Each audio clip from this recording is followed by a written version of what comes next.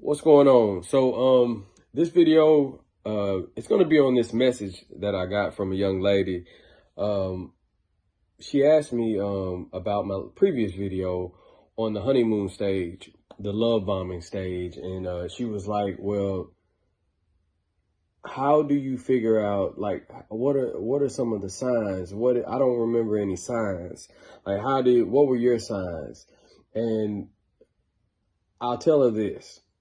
A lot of them have red flags. They do. A lot of them have red flags. And I'm going to tell you what I did in my relationship. I did everything right. Okay. I drug the relationship out to my goal was to drag it out to 6 months. And we were at month 4. Okay. Around this time, around month 4, I remember that we started dating for real in February. She graduated in May. And I remember on her graduation, I told her I loved her. Okay. I was already planning on going to the West Coast. I was going to go to San Francisco, LA, and Vegas. It was going to be like a 12, 13 day trip that summer. Okay. Well, again, this is what they do. Watch this real quick. Now, we are still technically dating. You know, I told her I loved her, and, you know, my 6 month rule stood from February to what is that, August? That's what it's supposed to be when we actually started, actually being in a relationship. So late June, I go on this trip. So I come back and, I remember her asking me, hey, who is that in that picture? And I was like, oh God. And in the background of a picture of mine, it was a woman. Okay. We were on the Golden Gate Bridge. Now, if you've ever been to San Francisco, it's people everywhere on this bridge crossing. So I said it was just a random person on the bridge.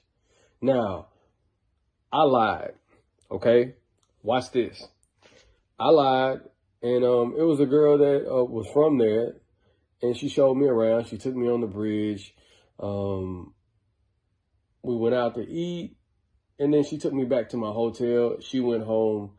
I was up there with some of my homeboys, and I was in the room with them. So she went home. That was the ball game. That was it. Now, I bought a cell phone while I was up there. So my old phone, the day after, I just put it in my bag. I come back home, and I remember one day going to work. She basically stayed in bed. She came over my house. She stayed in bed. And later on that weekend, she asked me, so who is Michelle? And I'm like, oh, God. And I'm going to tell you when she asked me. This is a tactic right here. She asked me this while we were in the middle of a restaurant, eating at a family-style restaurant with people at the table that we didn't know. This is a restaurant where you sit down with people, strangers, and they just bring the food out and pass it around, and you're at this table with people, and she literally whispers it to me. Because she wanted me to be uncomfortable. That's a red flag. She had plenty of time to ask me before, plenty of time to ask me after. But she wanted to ruin a date. And then I was like, how did you find out? Well, she went through my suitcase and my belongings while I was gone at work. She pretended to, act like she was so tired. And I started letting her stay over.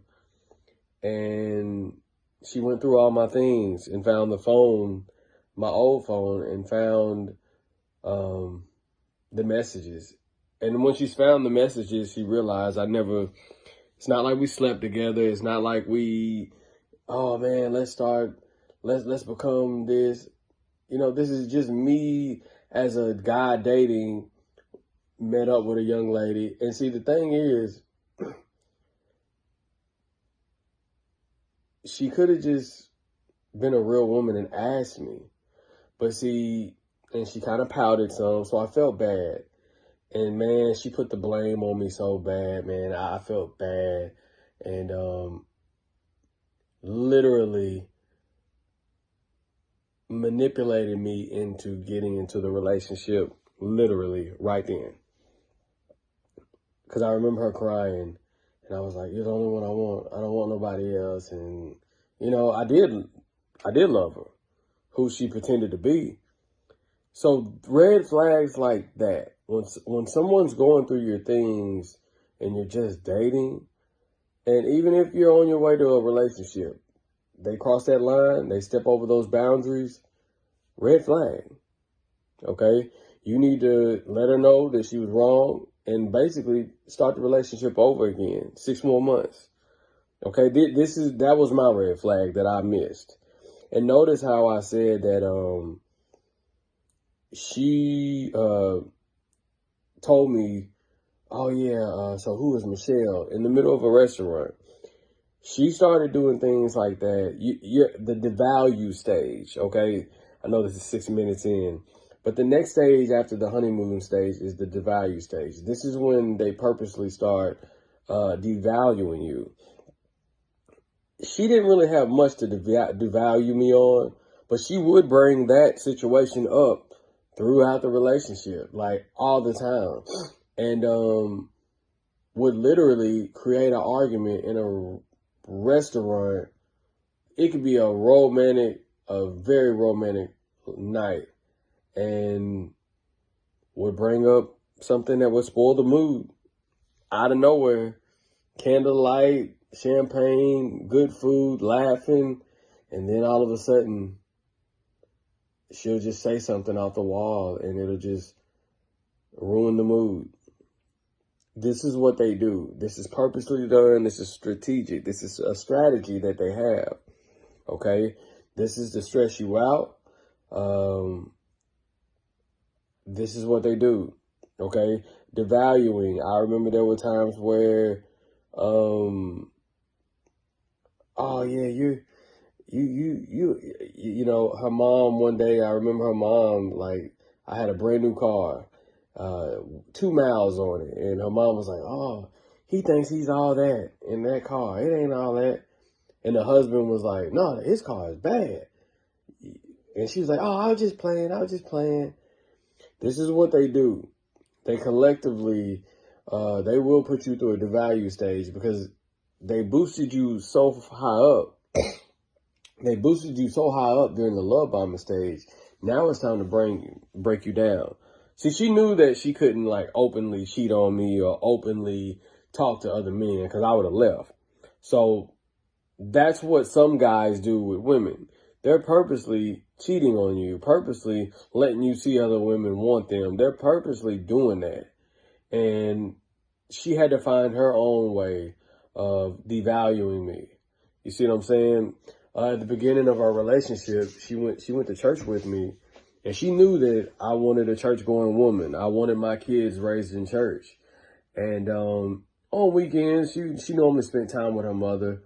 I would wake up, go to church, go see my family, and then she would do the same thing, go see her family. And we would meet back up, maybe go to the movies around 4 or 5, and then go out to eat or something like that. And then she'd stay over my house, or I'd stay over hers. But she literally waited until year 2, right after I told her I wanted to marry her. She's who I wanted to marry. She waited then to tell me, "Well, I don't want to go to church. I don't have to go to church to believe in God." And it broke my heart because she knew that would have kept us at a standstill, and she knew that she had me then. She knew I loved her. So these are red flags that I could have took action on and could have gotten up out of the relationship, but I stayed and I played with fire and I got burnt. This is how we get burnt. We want to swim in that dysfunction, and then we realize there's sharks in there and we get bit.